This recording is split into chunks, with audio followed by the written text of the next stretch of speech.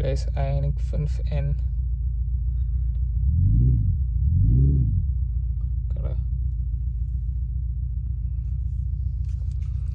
ഇത് drive mode selector ഉണ്ട്.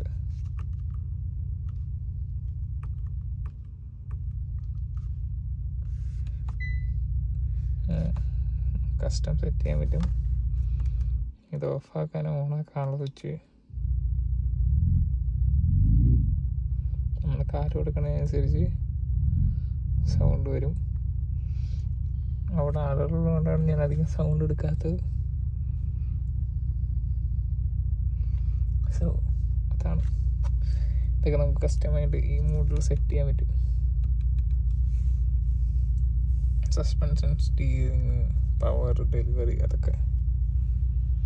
പിന്നെ ഇത് NG ബൂസ്റ്റാണിത്.